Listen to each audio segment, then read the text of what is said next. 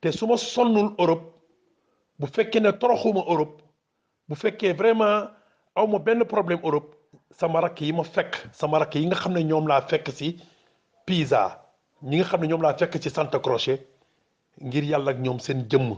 moo tax ba vraiment man awma benn difficulté vraiment Italie ba suñu joomu yàlla tey yàlla ak may dimbale donc yàlla na yàlla xeeb dolli. waaw ñu jàpp tuuti suñu baaraam ci dëkk yooyu nga wax muy Santa Croce muy Sainte-Croix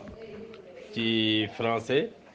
ak Pizza ñu naan ko Pise muy ñu gën a ràññee dëkk boobu ci la tour de Pise muy benn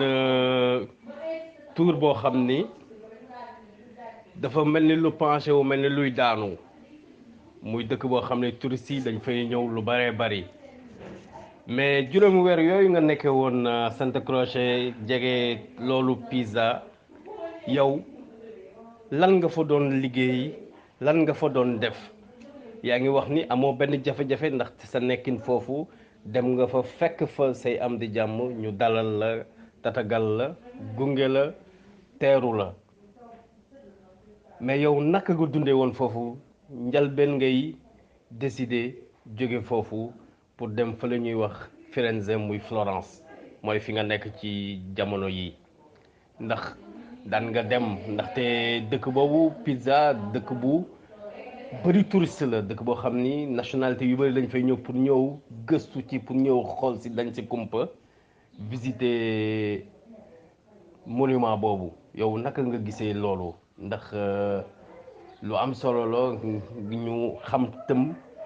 tuuti dëkk yu mel noonu seen histoire seen démb ak taxawaay bi ñu am ci àdduna jërëjëf. waaw Akela rafet na lool ni nga ko faram-fàccee fàttali tuuti say démb delloo njukkal ñi nga xam ni ba ngay nekk Sénégal jàppale woon nañ la ci liggéey bi sa bërëbu liggéeyukaay bi fàttewoo leen mi ngi mel ni yaa ngi foofu waaye fàttewoo say niti démb ginnaaw gi bi nga jógee Sénégal ñëw foofu Italie bi nga ñëwee nekk fa gan gu bees dal ci ay nit ñuy sa njaatige ñooñu wan la yoon wi ndax jafe woon na ci yow nga bàyyi ginnaaw say mbokk say waajur say am di jàmm ñëw ci réew moo xam ni ña nga fa xam mooy ña nga fa fekk si ñu bari buñ la fa gisee di la gis comme ku fi dëkkul yow naka nga dunde woon loolu. loolu moo tax donc ma jóge Sénégal bi may jógee Sénégal maa ngi doon liggéey ci benn société bu ñuy wax SAPEN Société africaine de peinture et d'enduit. Donc c'est l'occasion aussi donc de faire un clin d'œil à mes deux patrons vraiment qui m'ont beaucoup aidé et donc muy Malick Diakhaté ak Moussa Ka mu nekk ñaar nit yoo xam ne vraiment dañu marqué tam sama nekkin Sénégal bi nga xamee dem nañu ba nga xam ne par exemple sama wërsëg jeex na fa donc société ba seet man ci laa commencé di liggéey sama liggéeyu bopp donc ci laa xamante ak Moussa Sène Absa mu woo ma donc may liggéey ak moom mu boole ma ak ku ñuy wax Badou Ba donc bugguma répété wu donc ma commencé donc liggéey dans la maison de production MSA production mu nekkoon Colobane donc foofu laa nekk ba sama wërsëg jeex fa lépp nag ma lal ko ci ambition ma jël nag décision que ne nag damay ñëw Europe sama ñëw Europe nag tamit alhamdulillahi rabbil alamin ma ñëw fekk fi samay rak vraiment ku lim juum mais peut-être que ne mën naa ci lim ay 3 muy par exemple Doudou Ndiaye moo doon sama njaatige ku ñuy wax Alaaji Mbay Kader Fall maa ngi jéggalu loolu moo tax donc ma jóge Sénégal bi may jógee Sénégal maa ngi doon liggéey ci benn société bu ñuy wax SAPEN, Société africaine de peinture et d'enduit. Donc c'est l'occasion aussi donc de faire un clin d'œil à mes deux patrons vraiment qui m'ont beaucoup aidé. Et donc muy Malick Diakhaté ak Moussa Ka mu nekk ñaar nit yoo xam ne vraiment dañu marqué tam sama nekkin Sénégal bi nga xamee dem nañu ba nga xam ne par exemple sama wërsëg jeex na fa. Donc société ba seet man ci laa commencé di liggéey sama liggéeyu bopp donc ci laa xamante ak Moussa Sène Absa mu woo ma donc may liggéey ak moom mu boole ma ak ku ñuy wax Badou Ba donc bugguma répété wu donc ma commencé donc liggéey dans la maison de production MSA production mu nekkoon Colobane donc foofu laa nekk ba sama wërsëg jeex fa lépp nag ma lal ko ci ambition. Ma jël nag décision que ne nag damay ñëw Europe sama ñëw Europe nag tamit alhamdulilahi rabbil alamin ma ñëw fekk fi samay rak vraiment ku lim juum mais peut-être que ne mën naa si lim ay 3 muy par exemple Doudou Ndiaye moo doon sama njaatige ku ñuy wax Alaaji Mbay Kader Fall maa ngi jéggalu kenn du tufli ci ndab gu ngay lekk ndax Italie daf ma defal loo xam ne sama réew defaluma ko waaw ndax Italie daf ma ubbil sama wërsëg Italie dama ñëw am fi jàmm am na loo xam ne moom laa doon waaj a wax mooy maa ngi sant yàlla ba musuma fi am benn acte de racisme kenn musuma saaga si ndax sama der kenn musuma xool duma ko wax waaye nga saaga ma walla nga def ma jëf goo xam ne sama der gu ñuul gii moo tax nga def ma ko wax dëgg yàlla kooku tamit maa ngi koy wax ma laal bant laalaat bant ma laalaat bant te yàlla na sax te yàlla na yàgg musuma fee dal donc ma xam ma donc loolu pour bëral rek ne wax dëgg yàlla man dëkk bii ma nekk nii jàmm laa fi am dëgg la maa ngi def sama action activiste ndax du ne daluma rek dalul sama morom su dalee sama morom te man bëgguma ku néewal doole doomu aadama asuma nag nga nekk nit ku ñuul loolu moo tax su ma gisee lu ñaaw lu ñu teg ci deru sénégalais il faut que ma réagir waaye man kenn du tufli ci ndab gu ngay lekk ndax Italie daf ma defal loo xam ne sama réew defaluma ko waaw ndax Italie daf ma ubbil sama wërsëg Italie dama ñëw am fi jàmm am na loo xam ne moom laa doon waaj a wax mooy maa ngi sant yàlla ba musuma fi am benn acte de racisme kenn musuma saaga si ndax sama der kenn musuma xool duma ko wax waaye nga saaga ma walla nga def ma jëf goo xam ne sama der gu ñuul gii moo tax nga def ma ko wax dëgg yàlla kooku tamit maa ngi koy wax ma laal bant laalaat bant ma laalaat bant te yàlla na sax te yàlla na yàgg musuma fee dal donc ma xam ma donc loolu pour bëral rek ne wax dëgg yàlla man dëkk bii ma nekk nii jàmm laa fi am dëgg la maa ngi def sama action activiste ndax du ne daluma rek dalul sama morom su dalee sama morom te man bëgguma ku néewal doole doomu aadama asuma nag nga nekk nit ku ñuul loolu moo tax su ma gisee lu ñaaw lu ñu teg ci deru sénégalais il faut que ma réagir waaye man waaw waaw Mohamed da ngay xam ne nag man bi may ñëw 2005 wax dëgg yàlla bi may ñëw Firenze boobu nag fekk nag ma commencé magal nag wax dëgg yàlla man arrêté woon naa football sax avant may ñëw Italie donc vraiment man bi ma ñëwee Italie jéemuma dara ci football bi man su ma la waxee ne lu jaaxal ñëpp Sénégal laa gëjee woon commencé seetaan football man Sénégal bi ma fa nekkee bi ma bàyyi football sax daan moon dem stade donc très rarement am na benn anecdote boo xam ne dama la koy nettali Mame Birame Mangane sama xarit la te ñëpp xam ko te doon football Jaraaf daan na ma wax ne su ma la gisuloon nga football dama naan yow doo mësoo football mais li ma ko gis ak li ma bokk ak yow équipe moo tax ma xam ne yow footballeur nga woon parce que man dama bàyyi football rek arrêté lépp ci football à part mbind bi nga xam ne bind naa si ndax bind naa benn roman boo xam ne maa ngi ko tuddee xon si football laa ko bind mais man football bi ma ko bàyyee si laa ko gëj a seetaan du ma dem stade du ma dem xaw ma joueur yi xaw ma dara. ok jërëjëf Akela Sagna ci leeral yi nga def ci sa jaar-jaar foofu ci Florence ak liggéey yi nga fa jot a def muy liggéey bi nga njëkk a def ca maison Gucci ak liggéey yi nga def ci wàllu immobilier ci liggéey yi nga def ci wàllu xam naa sécurité mais ci kaw loolu yëpp gis nañ ni da nga ne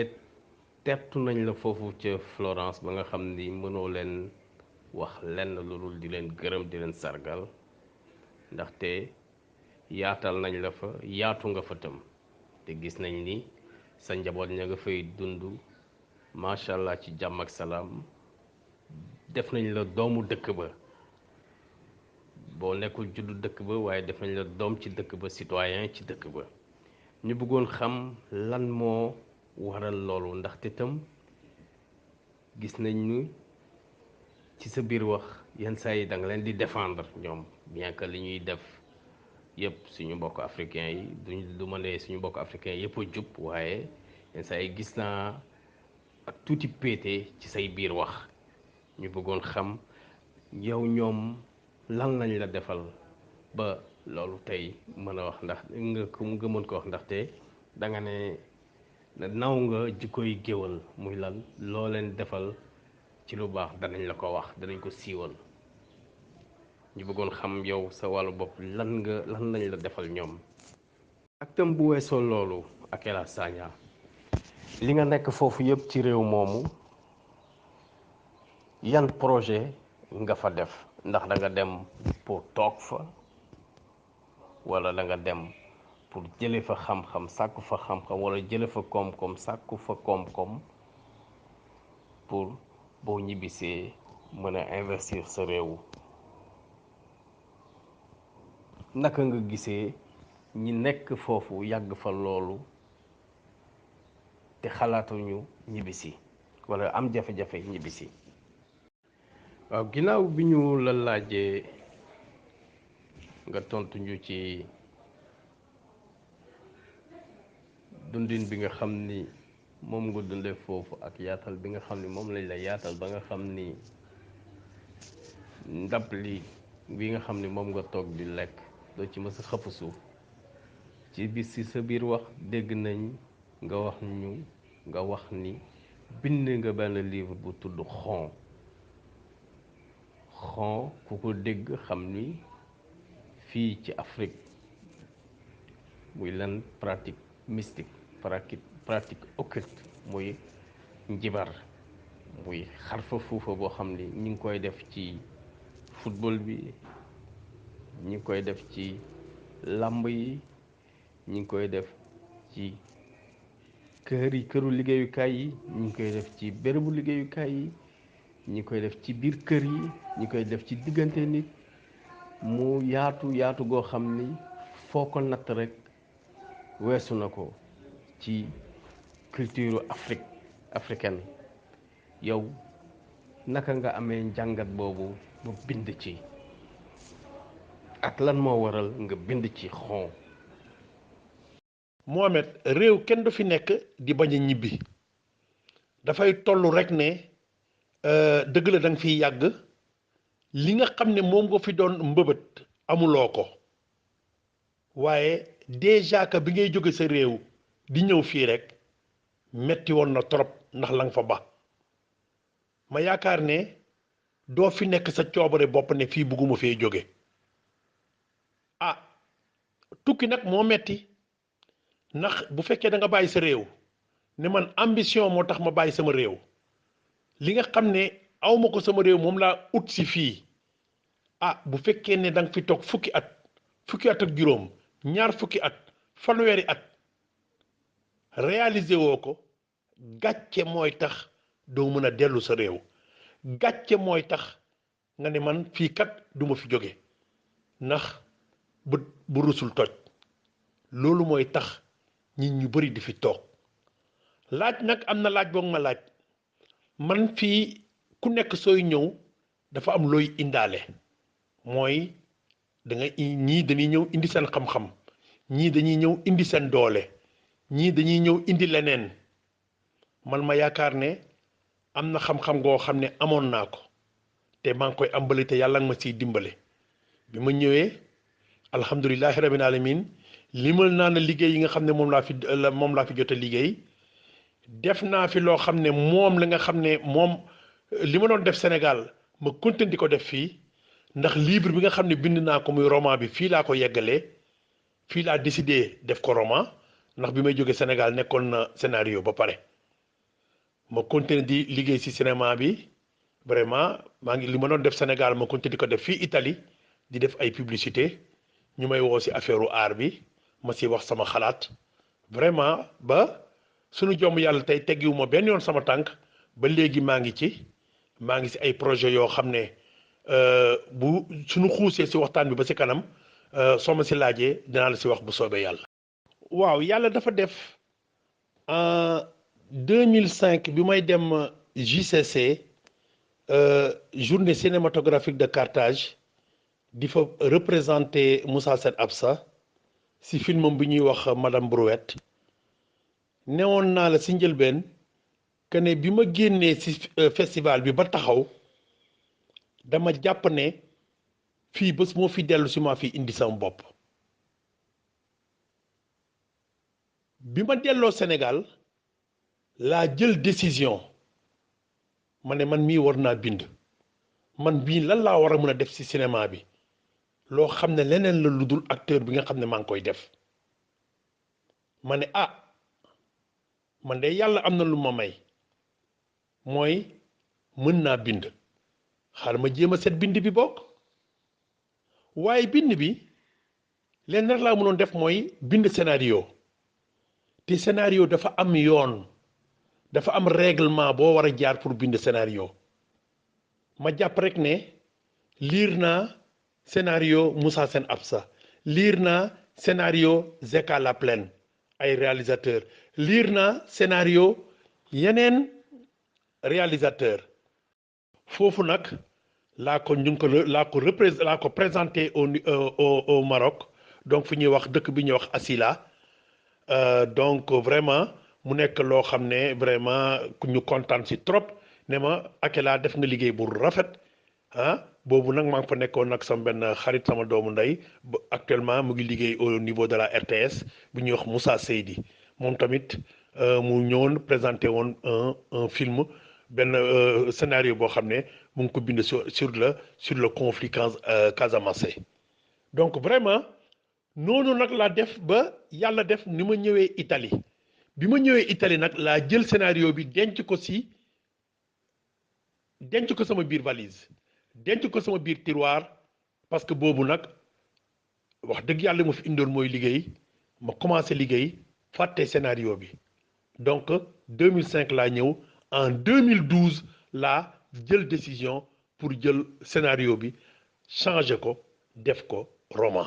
donc ba mu nekk roman alhamdulilah rabbil alamin ma publier ko online bon publier guma ko nag cartagé comme ni ko italien di waxee moom mooy donc livre mu nekk donc loo xam ne dañ koy tijji di ko lire mais online la donc il faut que ku ko bëgg a lire il faut que donc nga dem internet. comme jot naa lire ay scénario ma ne xaaral ma xool scénario yii ma lire ma basé wu ci scénario yii ma lire pour mën a bind man sama bos man foofu laa ko wékkoon donc ma bind mais le français a dit on est toujours éloquent sur les choses qu'on connaît nit ki sooy bind wala ngay jaay munoo jaay loo xamul te munoo wax si loo xamul ma ne man si lan laa war a mën a wax si lan laa war a mën a bind man si cinéma ma jàpp ne man mii sama jeunesse yëpp football laa ko def ma ne man te maa wax si football bokk waaye bi ma toogee xalaat dama ne mais football lan laa siy wax ndax ñëpp wax nañu ku nekk bind na livre wax si football man si lan laa war a mën a bind sama xel ne yar si affaire xonjom ndax man balaa ma doon football première division du Sénégal en championnat de première division yàlla dafa def ma jaar si ay équipe bu nawetaan ma gis lu bari ma fekkee lu bari yéem ma ne lii de su ma si bindee dina am succès parce que ñu bari xamuñu ko mu am nag loo xam ne moo ma poussé li ma poussé moom mooy bi Sénégal footballé ak France en coupe du monde ba Sénégal gagné France dafa am loo xam ne ñu bari ñu ngi koy fàtte mooy premier nasaraan gi nga xam ne match bi mu jeexee premier nasaraan bi nga xam ne jox tàllal nañ ko micro li mu wax dafa ne non ils ne peuvent pas nous battre ce sont les marabouts qui nous ont battus foofu la sama inspiration jóge ma ne kon kat tubaab yi gëm nañu affaire maraboutage man mii kon li ma doon wax dëgg la kon man sama premier scénario naa ko bind si xonjam foofu la idée bi jóge waaw di ñaax sama mbokku immigré yi loo xam ne daf ma soxal loo xam ne vraiment dafa nekk loo xam ne képp kuy immigré war na si bàyyi xel ndax ñun société ba seet li ñuy dund fii bitim réew moo ëpp lu ñuy dund sunu réew Sénégal ndax yàlla moom suñu bakken yàllaa xam kañ la yàllaa xam fan la yàlla moo xam naka la nit ku baax nag da ngay ñaaw njort nit ku baax da ngay pare sa bopp ndax dafa am loo xam ne dama koy dégg naa ko Espagne dégg naa ko fii Italie te tam gis naa ko tam Italie mooy nit génn fi àdduna ñu ne waaw ñu ngi koy cotiser pour yóbbu kooram pour denc ko Sénégal am na ba sunu benn mbokk boo xam ne Espagne la nekkoon fa la yàlla jeexalee ay fanam waaye li ma si dégg neexul si xol ndax dañ koo denc si morgue bi ba mu yàgg te yéen xam ngeen ne fii bés buñ la denc si morgue rek da ngaa war a fay ñu denc ko fa lu mat ñetti weer ba ñeenti weer ba waa morgue bi bëgg a lakk koor bi sénégalais yi ñoom ñëpp dajaloo di cotiser pour mën a yóbbu koor bi Sénégal fi may ñaaxee nag sama mbokk immigré yi mooy ku nekk na jóg dem defi lu ñuy wax assurance vie ñu bëri dañ dafay dafa cher assurance vie 5 € la par weer 5 € par weer man nag duma def publicité benn agence assurance képp kuy immigré na jóg dem si assurance mu def boppam assurance vie su ko defee bés bu yàlla jëlee bakkanam bitim réew assurance bi ñooy jël koor bi defar ko fay ki kay defar dugal ko ci avion ñu yóbbul la Sénégal ñu yëkkati lu mat 30 000 € wala 50 000 € jox ko say doom wala ñu jox ko sa njaboot waaw dëgg la nag doo ko fekkee waaye nag nit ku baax ci li ma yaakaar ak sama xel bu gàtt da ngay pare sa bopp waaw loolu daal maa ngi ciy ñaax sama mbokku immigré yi dem leen ci assurance yi ngeen def assurance vie 5 € la 5 € palaatu ceeb fii Italie ak Espagne 5 € lay jar 5 € weer bu nekk soo ko defee def nga sa assurance vie ñu bëri dañ defe ne lu seer la waaye seerlu dem leen ngeen demander ay renseignement moo gën nga dee fi wàcc sa bakken wadd fi ñu lay cotiser ku la yéene jox la ku la yéenewul jox la waaye kenn ñaanul yàlla nga tëdd sa bàmmeel xaalis bu ñu la yéenewul di la fa fekk yàlla nu yàlla doole sutura. waaw perspective yi Mohamed soo ma si laajee dama si sawar a tontu ndax am na loo xam ne nag mën naa ko wax ndax protéger naa ko ba pare xam nga rek mbiru aar dafa doy waar am na loo xam ne mënuguma ko wax parce que protéger guma ko ndax dama ko denc li nga xam ne moom laa protéger te mën ci wax moom mooy série bi nga xam ne maa ngi koy toppatoo maa ngi koy lijjanti maa ngi ut financement di ut ñi nga xam ne ñoo ma si mën a jàppale pour série bi mën a taxaw ndax ça sera la première fois au Sénégal ñu def série boo xam ne ça parle des immigrés ça sera la première fois au Sénégal mu nekk série boo xam ne vraiment ay immigrés si boppam ñooy bind scénario bi parce que amul benn histoire boo xam ne man maa ko inventé ay immigrés ñoo may woo téléphone wala ma tase ak ñoom ñu wax ma seen histoire ma jël ko bind ko war ko def série ay série yu gàtt lay doon nag yoo xam ne mooy de 10 minutes ah donc kooku mën naa si wax mën naa wax par exemple si sama documentaire bi nga xam ne moom laay préparé si sama nijaay Bassirou Ndiaye donc ma bantuwaat ko c'est le donc recordman donc du meilleur des meilleurs buteurs donc du championnat national donc de première division du Sénégal en 1979 la dugal 19 buts ba léegi kenn dabu ko donc mu am nekk benn documentaire boo xam ne maa ngi ko tuddee le roi est vivant donc yal nañu yàlla may ñu fekkee ba documentaire boobu ma mun ko def am na yeneen yoo xam ne maa ngi ci am na benn boo xam ne long métrage la maa ngi si bind bi vraiment mun naa joxe sa exclusivité bi fii si Kaddu Diaspora te mu tudd donc l'enfant de la vérité donc du ma wax lan la du ma wax donc de quoi ça parle mais vraiment c'est long métrage la boo xam ne bokk na tamit si sama projet yi donc foofu laay yemale kàddu yi am na yoo xam ne mënuma ko wax parce que je ne l'ai pas encore protégé ah ba yàlla may ñu dox daje bu soobee yàlla incha allah ma wax la si yeneen projet yoo xam ne ñu ngi si te daal di leen xamalal ne maa ngi tàllal sama loxo toute l'équipe mu ngi tàllal loxo ndax am na benn structure boo xam ne maa ngi ko tuddee Akela King Production donc mooy sama maison de production bu nga xam ne créé naa ko équipe bi yëpp ñu ngi tàllal ci seen loxo internautes yi di leen wax ngeen ñaan te yàlla sotti lépp jaa ngeen jëf yal nañu yàlla wane la si jàmm. jërëjëf Akela Sagna ñu ngi lay sant di la gërëm ci yaatal bi ñu yaatal ci sa biir di la sant di la gërëm ci jot gi nga xam ni may nga ñu ko ñun waa Kaddu Diaspora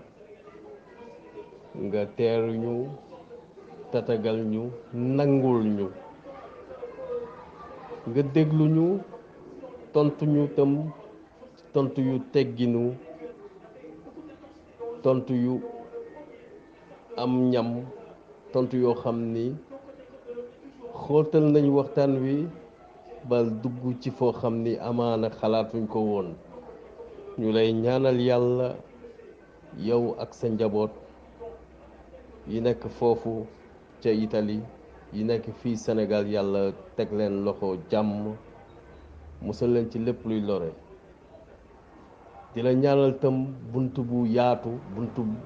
wërsëg yu ubbeeku ba nga xam ne lépp loo xam ni moom nga mébét di sa bëgg-bëgg nga def ko ci sa sago ñu dégg la fa ñuy dégg defarkatu film yu mag a mag yi te foofu sa réew ba nga nekk ci Mostra de Venise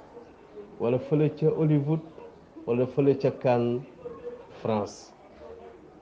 wala fële ca Russie Moscou ñu lay ñaanal yàlla nga ubbeeku goo xam ni sa réew Sénégal dinañ la delloo njukkal xam ni yow saa su ne yaa ngi yëkkati seen raaya yaa ngi wane ni doomu réew mi nga yaa ngi wane ni sénégalais pur nga foo mën a nekk yaa ngi wane ni sénégalais nga ñoom ngay représenté ñoom nga fi nekkal saa su ne ñaan yàlla lépp loo mës a def wala loo mës a jëf ci wàllu éveil des consciences suñu borom jàppale la ci suñu borom delloo la njukkal googu yàlla na la yàlla bàyyi suñu kanam yow ak sa njaboot ba ci kanam ak kanam jërë ngeen jëf yéen waa mbokk internetu kaddu diaspora ñi ngi leen di tàggu ci seen beneen émission wu jaar-jaaru immigré démb ak tey jërë ngeen jëf merci. waaw Mohamed maa ngi lay gërëm di la sant di la féliciter lu tax ma lay féliciter moom mooy vraiment c'est la première fois may wax ni ci sama bopp ndax le français a dit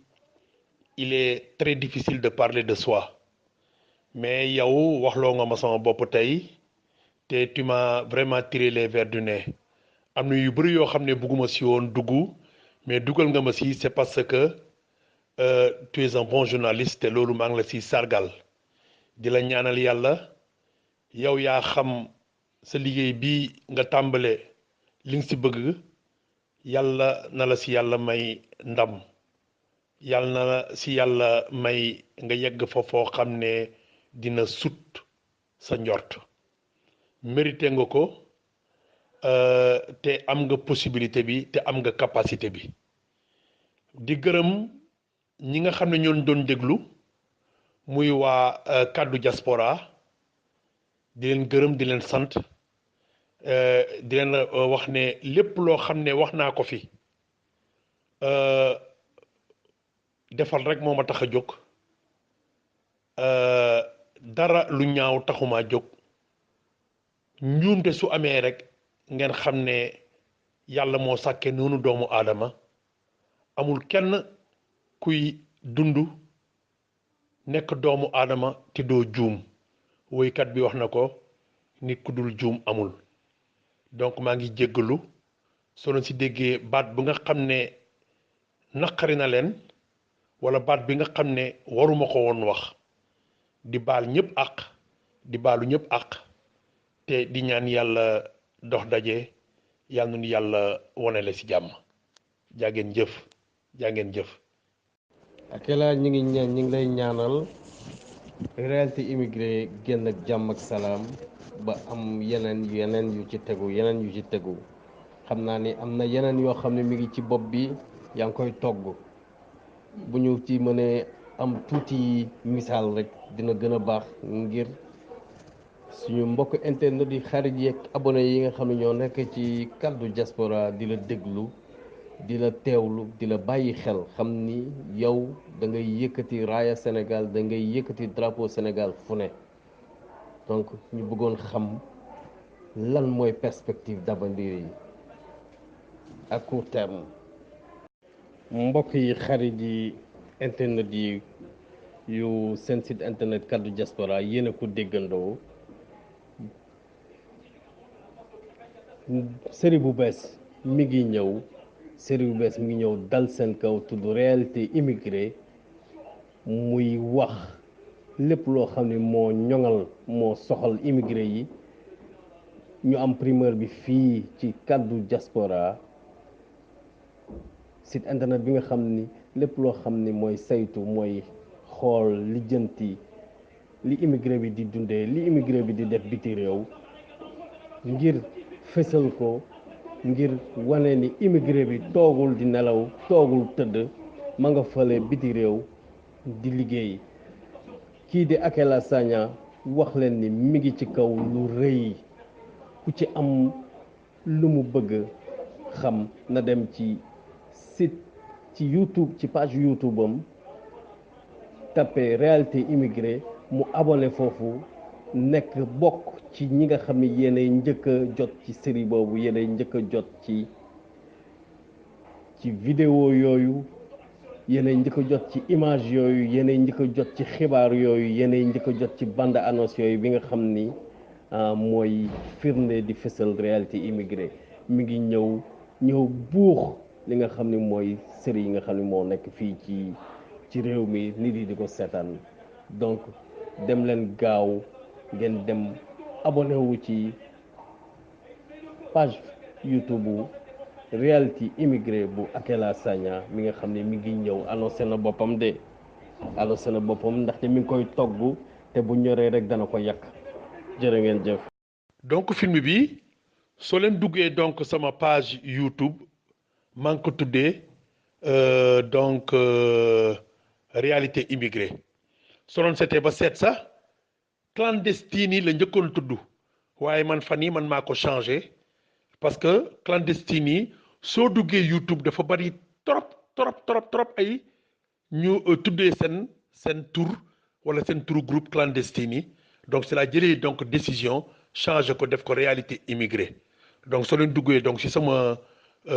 page YouTube ngeen inscrire pour que ëllëg ci biir bés bu série bi commencé yéen ngeen njëkk see jot ngeen bokk ci ñi ci njëkk a jot waaw loolu tamit bokk na ci projet yi waaw donc nga xam ne kon Mohamed pour tontu ci sa laaj bi man teggiwuma sama loxo benn yoon waaw maa ngi ci nanka nag dafa toll rek ne mënuma professionnaliser sama bopp trop parce que mënoo topp xam nga comme dañuy wax rek un chasseur ne peut pas chasser deux lièvres à la fois mënoo ñëw fii Italie nekk ci liggéey bi ba pare nekk ci cinéma bi donc c'est pourquoi par exemple lépp loo xam ne dama ciy teg sama tànk rek dafay xaw a yéex trop ndax mënumaa bàyyi liggéey bi ndax liggéey bi ci lay dund topp cinéma bi parce que tam il faut qu'on se le dise nañ ko wax léegi des fois l'art ne fait pas vivre son homme donc mooy tax daal affaire yi am tuuti retard mais yàlla baax na yàlla dolli sutura te yàlla may ñu bakkeen ñu fekkee ndax dund gu jeexagul moom lu nekk xej na ci. waaw man bi ma ñëwee donc Italie comme ni ma ko waxee dama ñëw rek sóobu ci liggéey bi donc affaire cinéma bi ma ñëwee xool ne man Florence bi ma nekk doxu fi bu baax fi mu doxee moom mooy Rome donc fu ñuy wax Cinecittà donc ñu bëri waxoon nañ ma demal Rome waaye boobu comme ni ma koy waxee rek ma répété wu dañ ma yónni yàkkamti ma donc talu moon dara lu dul liggéey daal fin du mois ma talal sama loxo ndax am na ay jafe-jafe yoo xam ne maa ngi ko bàyyi woon Sénégal loolu moo taxoon ma toog Florence dew ma donc Rome mais suñu seetee ba seet fii Italie Rome le cinéma gën a jóg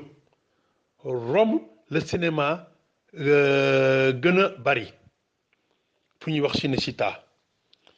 donc man en 2011 bi ma fi ñëwee bi ma fi nekkee def naa fi benn film court métrage boo xam ne man maa ko bind réaliser ko sama bopp ak samay xarit italien yi ma fi jot a am tuddee ko Amico Sconosciuto moom mooy donc l'ami inconnu donc di wax contre donc film boo xam ne ça parle donc du racisme donc film bi soo leen ko bëggee xool mu ngi ci internet donc ci sama page YouTube soo leen demee fekk ko fa page YouTube bi donc mu ngi tudd réalité immigrée soo leen ko duggee ci ngeen c'est une occasion sax pour ma wax leen ne bu lu fekkee ne mën ngeen fa dugg ngeen inscrire parce que dafa am ay projet yoo xam ne donc bu ci kanamee léegi nii dinaa leen wax tamit beneen projet boo xam ne war naa ko ci def donc à part loolu yàlla def naa fi ay publicité def naa fi joué naa fi benn film boo xam ne c'est un film court métrage boo xam ne benn réalisatrice bu am bu ñu ràññee fii def na ko film bi jël na ay raaya yu bari te film bi tamit wax dëgg yàlla joué naa ci yàlla may ma ci ndam donc ba léegi teggiwuma sama loxo ndax dafa am projet boo xam ne maa ngi ci ndax dafa am benn série boo xam ne mën naa ko wax fii sax parce que protégé naa ko ba pare dafa am benn série boo xam ne dama ko bëgg a def série boo xam ne ça parle donc des problèmes donc de l'immigration donc des immigrés. allahumma amin Akela ci li nga bëgg dellu fële ci la région naturelle de la Casamance dem def fa film bi tourner fa film bi ngir fàttaliku jaloore bi nga xam ni ba léegi dañagul bi ñuy wax Bassirou Ndiaye ku ñuy wax Bassirou Ndiaye mu footballeur bu mag boo xam ne dans les années 79 80 nekkoon na ci Casa Sport moom ak frère am Ousmane Ndiaye compliqué muy génération boo xam ni génération dorée lañ ko mënoon tuddee ndaxte ci la après seen génération ci la génération Jules François Bocandé fële ñu mu mel ni da nga bokk ci famille sportive ndaxte maa ngi dégg mati di dégg ñu ne amoon nga sa beneen ndijaay boo xam ne tam moo yoroon équipe bu basket bu Casa Sport ñu ko doon wax Dimitri Ndiaye wala Abdou Ndiaye xam naa ni boo delloo Casamance ba épluché ba jeexaat documents yi dinañ la wax lu bari ci parcours ñooñu noonu nga tudd ak parcours équipe Fagnon boobu